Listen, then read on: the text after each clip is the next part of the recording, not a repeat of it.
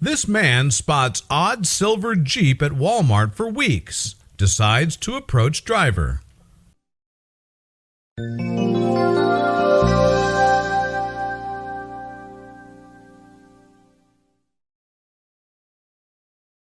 The car was sitting in front of the shop again like it knew his routine, but it was so big and peculiar that it stood out like a sore thumb to him.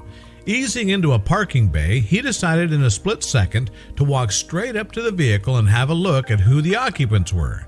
He tapped on the window and waited for someone to open the door. He loved three things: his family, dogs, and cars. So when Jake Holloway noticed a particular silver Jeep frequenting his local Walmart and Target in Altoona, Iowa, he immediately took notice. The car was always parked at one shop or the other, and it made Jake a little nervous that it never seemed to go very far. Every time he saw it, the same thoughts went through his mind. Who drives it? What are they always doing here? And of course, nice ride. As soon as he was inside the store, he forgot he even saw it, until the next time he found himself out shopping again. Was he the only person seeing this? It would take Jake weeks before the curiosity was strong enough to find the answers to his questions, and in the end, he would need one final push over the edge, which compelled him to actually go near the silver Jeep. It happened to be a sticker stuck on the back bumper of the car that finally made him take the plunge. It was a day like any other, except that this time the Jeep was very close to where Jake parked. That's how he saw what he did. Proudly there for the world to see, an "I served in Iraq" decal sticker.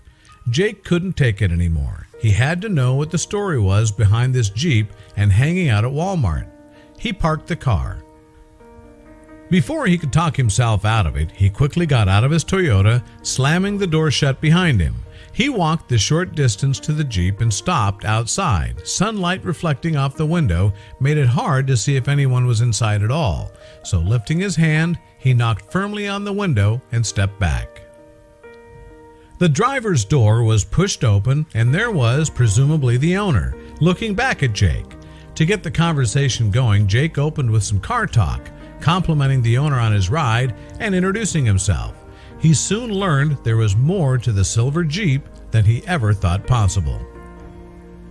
The man's name was Nick, and Nick had a story to share. Just as Jake suspected, he was a veteran returned from the war effort, but what he wasn't expecting was the tale that followed. Nick had just returned from his fourth and final tour to find out that his wife was leaving him, and it got worse.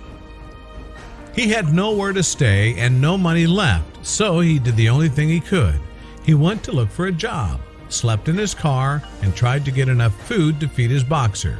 He had been sleeping in his Jeep for some time when Jake finally decided to have this chat.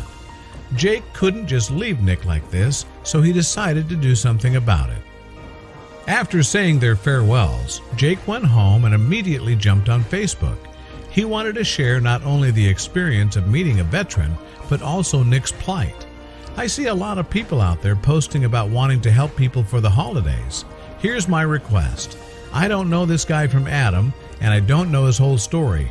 There's been a silver Jeep Wrangler in the Walmart and Target parking lot in Altoona for the last few weeks. It moves from time to time back and forth. Noticed an "I served Iraq" sticker in the back window today, and I finally got the nerve to stop. Told him I liked his Jeep. He liked my Toyota. Jake's social media message began, and after I asked him if he was all right, he told me his name was Nick, and after he had gotten back from overseas, his wife left him with his Jeep and his dog. He's got no money and broke as a joke. Told me he just got a job at the DOT, Department of Transportation, but hasn't been paid yet. Said he started selling things off the Jeep to have any money at all. Jake continued writing, stating things just as they were, showing the sheer helplessness of the old veteran situation. It broke my heart. If you want to do something for someone out of pure selflessness, please, Jake said, imploring others to help. If you see him, out of the kindness of your heart, do something nice for him, or his best friend, the boxer dog. A few bucks, a gift, some dog food, that's my request. Makes me sick to see a soldier on the street. Jake's post soon made its way to almost everyone in Altoona, and hearing about Nick's tragic situation, a small army of people were lining up to do what they could for him. It seemed the story touched everyone's heart, and the community responded in a huge way. Within just a few short hours, things started happening.